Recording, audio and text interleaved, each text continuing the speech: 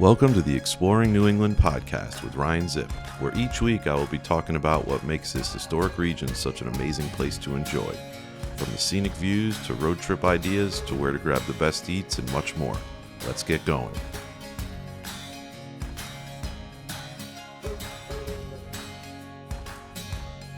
Hello and welcome to episode 23 of the Exploring New England podcast with me, Ryan Zipp. I don't know if it's when I grew up, I can't help thinking of Michael Jordan every time I hear the number 23. It's one of those iconic, not only sports figures, but I guess just icon during my younger days. So I digress. Last week, I recapped a quick visit to Newport, Rhode Island to meet up with some photographer friends and some others to hopefully capture the Milky Way, as well as try to capture the Perseid meteor shower, kind of in its peak time frame. And got the surprise aurora northern lights that night as well. Great sunset to kick it off too. So it was a short visit there. I didn't do too much else, but it was very good as far as the amount of success and good times and good images for time spent. This past weekend, usually these episodes are me, recapping a recent adventure and then, talking about some things coming up. And this past weekend ended up being very low key and not much going on. The original plan, due to the fact that we had the full moon lining up perfectly with my schedule, which you look at ahead of time, and perfect. So after Newport got back home, got into the week and was looking at the extended forecast to see things weren't looking good at the moment as far as rain, clouds, but it was far enough ahead. Obviously, a million things can happen. As we know, they change the weather forecasts a good amount before you get there, especially 6-7 days ahead. But I hadn't had a particular spot in mind. I had a few options, but wanted to figure out a place where Sunday night, always the night before it's technically full, it starts to rise a little bit before sunset. So if there's a scene I want to get with a lot of things in the foreground, just basically overall, if that's what I'm trying to go for, I want to shoot it that night. And then the next night, which was going to be Monday, technically it was full that day, but it rises after the sunset with just a lot less ambient light, pretty dark, so a lot harder to get the whole scene in it. And a lot of times with those, you do have to take multiple exposures and then blend them together just because of how much brighter the moon is than the foreground, the scene. But it didn't really matter this weekend because on Sunday night we had rain and clouds here in Connecticut and a lot of New England. And then on Monday night, it was looking the same and storms were rolling in. Just in case, I looked like there was some cells going through. I ended up heading down to West Wharf in Madison, Connecticut, which is right where the Madison Beach Hotel is. Nice, hotel there by the water. They have a restaurant and such. But I knew I'd have a look to my right if the sun popped through the clouds or did anything cool. And I knew to the left there would be the moonrise if it happened to pop through. Also, just with storms rolling through, you never know what kind of dramatic scenes and clouds could happen. So, and car could be close by, so I could sit in car or be outside not far if it did start raining at any point. So that was the plan. Again, it was just somewhere 15 minutes or so from my house in Guilford, and just kind of see what happens, but not a lot of high hopes for the moon. So I got down there, and as I was pulling up, it was downpouring thunder, lightning, and everything. So didn't really, again, have much hopes or anticipation for the moon. So I was parked there, pouring rain coming down, just loud on the car and looking out to where roughly the moon would be. And then, a few minutes after the time for it to rise, I was like almost squinting and looking out and saw the moon just like very faintly, this faint glow coming through the lower part of the sky. Had clouds, but they weren't as thick as above. It was like this dark storm cloud. So it was downpouring. There was no point getting the camera out, but tried taking a picture quick with my phone. I'll put it up here for the YouTube watchers. It's just like this blurry, everything's blurry. You can see the boats a little bit. It just cracked me up. I was like, and then 30 seconds later, it was gone, up in the thicker dark clouds. And, later that night, it did end up coming back out in spots, but it was higher up by then. Nothing for any kind of like scene with the photo. But and again, this whole time it's thunder, lightning. Not maybe a few minutes later, the rain started to let up almost to like a just a bit of a drizzle and not much at all. So got out of the car then, and it was still some really cool lightning was going on to kind of the left a bit from where the moon would have been, and it was kind of the way the shoreline wrapped around with houses on the beach, and the lightning was going off fairly frequently, but they were pretty much all like behind the clouds, so they were backlighting it. It was really cool. Again, I didn't take the camera out or anything, but just grabbed my iPhone and threw it on 4K video and was just holding it there, getting some clips for minute and a half at a time, just with the lightning going off in case it caught something cool. Then after like the fifth clip, I was holding it, and then this one lightning bolt actually was a little bit closer, I guess, or just happened to come through the front of the clouds. So it was pretty cool. So I was able to bring that video into Adobe. I use Adobe Premiere for video editing, and got to that spot and slowly nudged to that exact frame, and was able to export the frame as like a TIFF file, pretty higher resolution, being at 4K, and brought it into Photoshop, and didn't have to do too much to it, honestly. Just tweaked it a little like I would any edit, and actually got a pretty cool shot of that scene there with a lightning bolt coming down. And so again, if you're watching the YouTube version, not just listening, you'll see me throw up a few photos here, so I'll throw that up as well. Unfortunately, no new moon photos for me this month.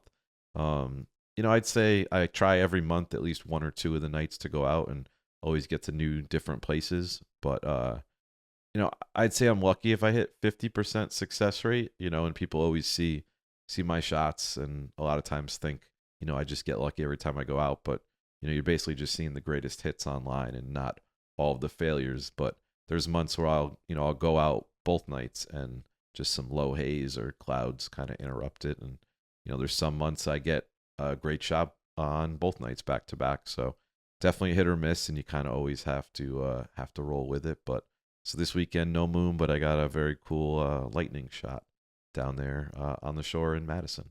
Didn't really get much photography done otherwise this weekend besides that, although I had a new yard bird at my house.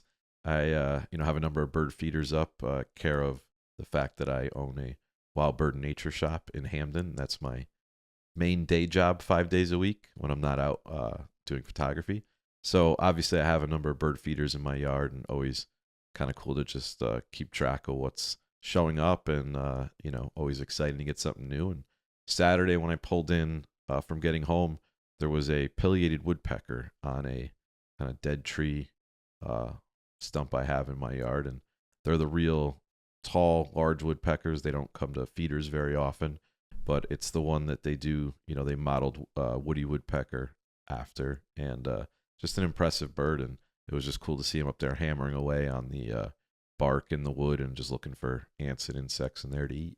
So that was cool. Hadn't ever got any like usable shots of those guys in all the years of being out with my camera, so it's fun to get one right in my backyard. So where we're at now, we're like the third week into August. So basically we have just about a full month, if not a day or two over that full month left of official summer. I know a lot of people think of, Labor Day, early September as being end of summer, and I guess in some ways it is, but the actual equinox and when it becomes fall is Sunday, September 22nd.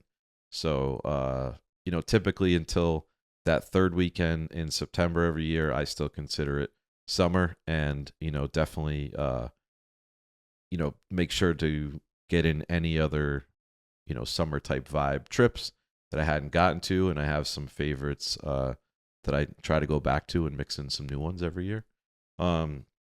it's also you know, it's also time to begin to plan our fall foliage New England, adventures for October. Especially those first 2 weeks. The initial weekend, which is like October 5th, 6th, and then the one after, like 10th, 11th, forget exactly. But around that time, you have the holiday weekend as well. So those first 2 weeks, a lot of lodging is already booked up, and the rest of it's going to go pretty soon. So you should definitely start looking at, if you plan on going anywhere north for fall foliage, now's the time to start planning those first 2 weeks. Obviously, you can keep booking, but those two, I've kind of figured out at the moment, and going to start working on the other ones as well. So my buddy Jim Salgi, he does the annual fall foliage report for Yankee Magazine. He put his first kind of prediction forecast out, I believe was it on Monday or Tuesday? He put it out, but it's up now. So it's on the Yankee Instagram and website and on his page as well.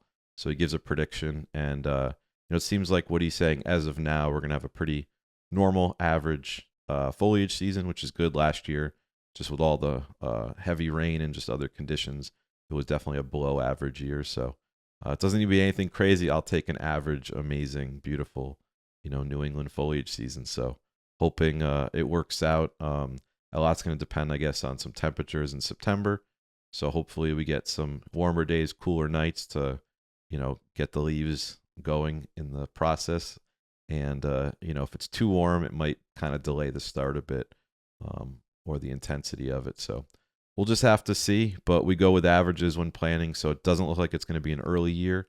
So, plan on some statistical averages when you're looking things up as far as what areas, will be, in peak or close to peak at any given time. And generally in planning too, like I'd rather be somewhere, if timing works out, like a little before peak than like after peak, because I'd rather have some green leaves mixed in with the yellows and oranges and reds and kind of get there and have it be passed. So, again, it's always a gamble. And for these times when you have to plan ahead or you can't get lodging, you just go with your gut, read up a bit, but it'll drive you crazy.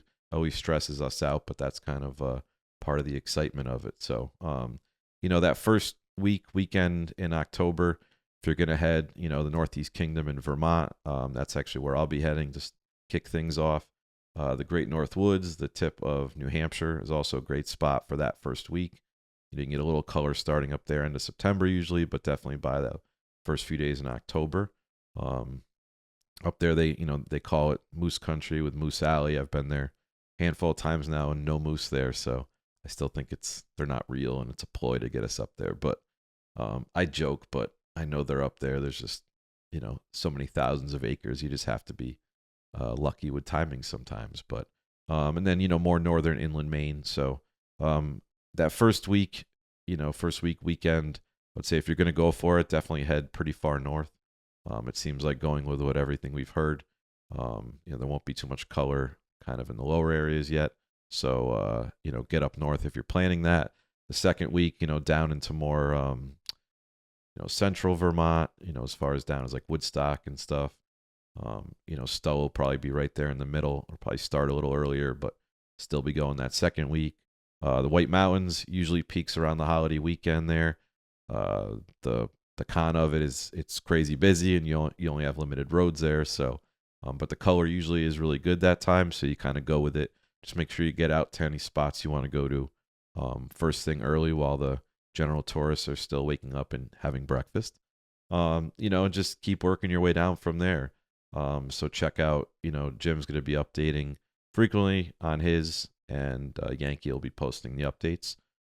So the color will go basically, I said very end of September, but most likely early October. It goes into early to mid-November as we make our way down and, get out some of the end of some of the coastal stuff down in Connecticut and out in, Newport and stuff on the Cape. So I'll be trying to see where I go. Unfortunately, I have limited time running the shop, and, so I try to plan out again spots I love and maybe get to somewhere new. Fellow photographer Dave Long from Massachusetts shoots a lot like I do. He put out several years ago like a ebook on fall foliage locations, so especially for photographers. So go check that out via his social media, or I think it's davelongphoto.com. You can grab it there. The one caveat just to add in, he did it a number of years ago, but a couple locations on there, Jenny Farm in South Reading and Sleepy Hollow Farm in Woodstock area. There a few of those. Sleepy Hollow Farm last year, you probably heard, just got overrun with influencers and tourists, photographers. Who knows? I don't think it's the photographers usually, but we get kind of lumped in.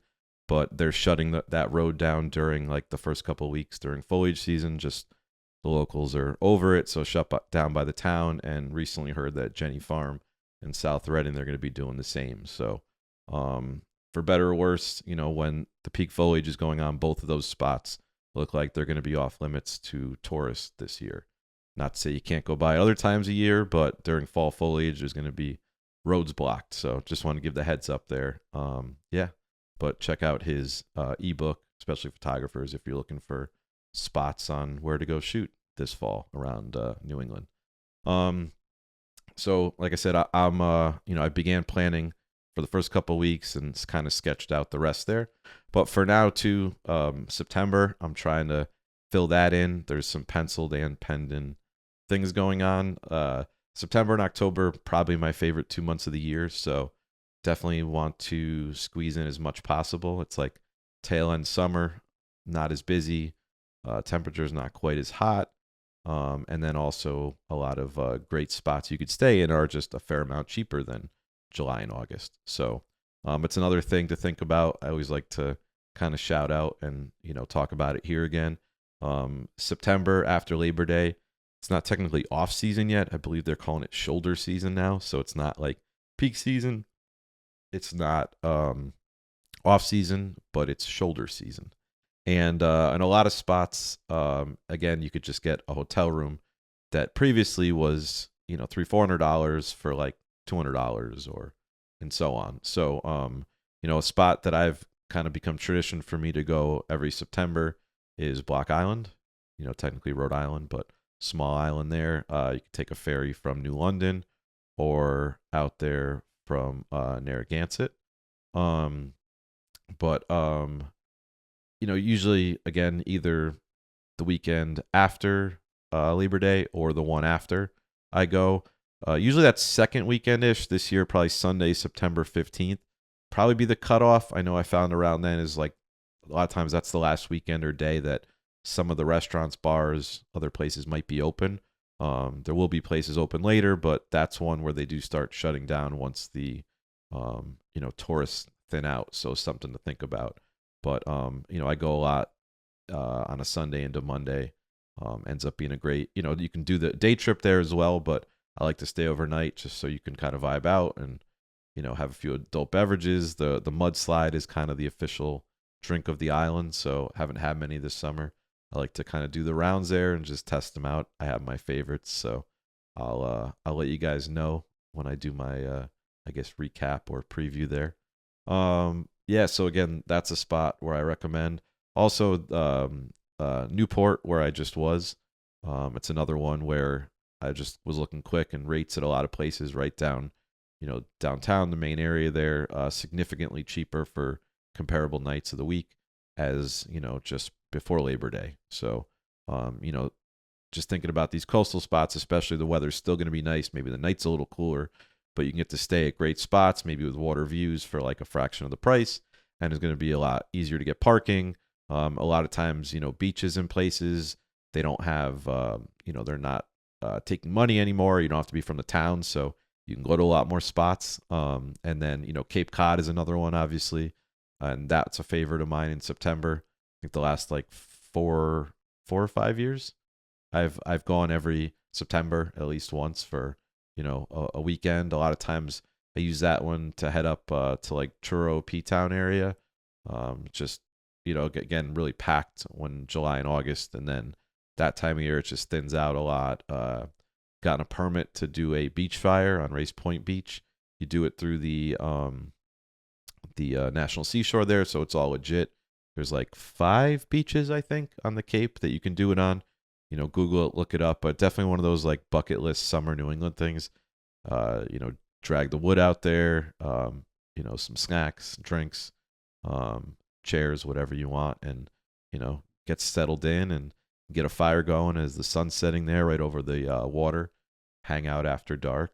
Obviously, make sure you're responsible and put the fire out at the end. But yeah, one of those cool experiences. You have the artist shacks up there in Churro.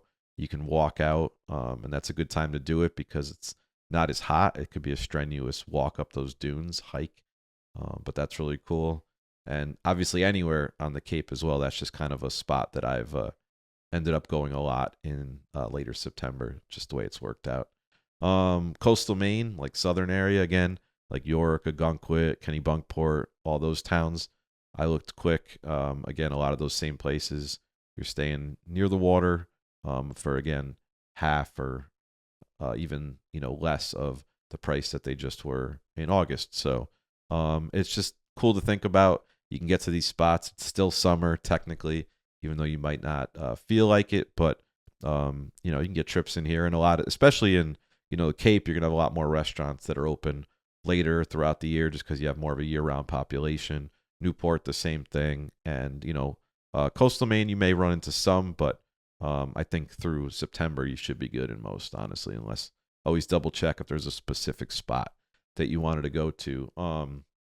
Nantucket's another one of those where it's a lot cheaper than it was in July and August when rooms are like $1,000+ a night, but it's still not cheap. But again, it's if you want to get a little summer vibe on Nantucket, Martha's Vineyard as well.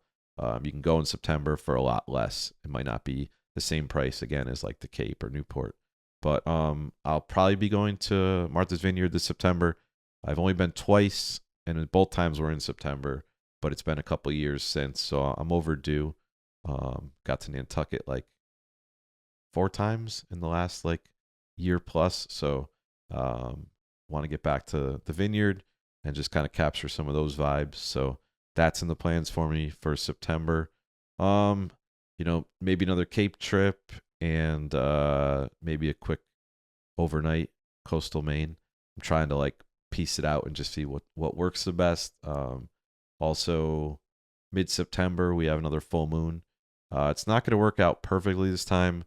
Sunday night it's like 93% full. Monday night when I have to start making my way back is like that 97, and Tuesday is the actual full. So I'll have to find somewhere in Connecticut to shoot it, which I'll obviously try to do. Yeah, so that's kind of what I wanted to talk about today was a little planning stuff for September and even into early October as we hit this final month stretch of summer. But like I said before, this is my favorite 2-month stretch of the year.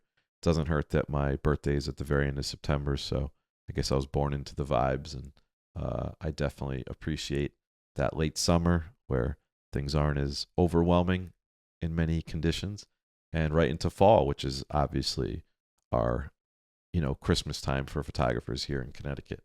So like always, appreciate you guys tuning in, supporting, leaving good reviews, thumbs up, and if you're on the YouTube or you haven't yet, go on, check it out. You can see me and see some photos I put up of things I'm talking about. If you'd subscribe there, helps me try to grow this whole thing. And yeah, it's pretty awesome. 23 episodes in, that's pretty crazy. And just looking forward to see how the rest of this year goes. And who knows what it'll bring for the new year. I'm also working on, every year I do a New England wall calendar. I've done them since 2018 now, I think. So every year I do 2 photos from each of the 6 states, so 12 total, obviously. And I never reuse a photo I've done before. Try to mix up the vibes, coastal, mountain. Usually throw a moonshot in. We'll see what else. So I'm working on that now. I have maybe a third of the images kind of set in stone. Another third roughly there, and then a few others I'm shifting around. So keep an eye out for that. I'll be probably putting up a pre-order in the coming weeks once I get that set, and then hopefully start shipping come fall. So a lot of people that order them every year. Appreciate you guys. If some of you are watching, listening right now, and if you haven't, definitely check it out. I'd love the support. Helps me get my work out there more, and then you guys get to look at my photography all year on your walls. So thank you again, and tune in next week. This weekend, oh yeah, I'm heading to Newport again. So I feel like I've gotten there a little more this summer than usual, but hard to complain. It's hour 40, depending on traffic from my house. So grateful I have this iconic New England destination, especially in the summer, so close by. But I'll be doing a stay at the Newport Harbor Island Resort out there, Goat Island, where the lighthouse is. So I'll be staying with them a few nights to get some content for them. I'm going to be doing a sailboat sunset cruise around the coast there. I have never done one of those there, so excited to see what I get, some different perspective from out on the water looking back. And then obviously I'll be trying some different food and enjoying that, as you guys probably have figured out by now, is one of my, besides taking photos, is probably second in importance on my trips, is finding the good eats and finding the good iced mochas and such. So next week I'll report back on that, give a recap. So if you've been looking for more info on Newport, where to stay, again, the sailboat cruise there and other things, we'll go over that next week. So start planning those trips, get in something fun for September, get wild, go do something you've been wanting to do, get out to a coastal spot. Hit me up if you guys have any questions or ideas of where to stay. I'd love to help you out. And fall is not that long away. So thank you guys again, and I'll see you next week.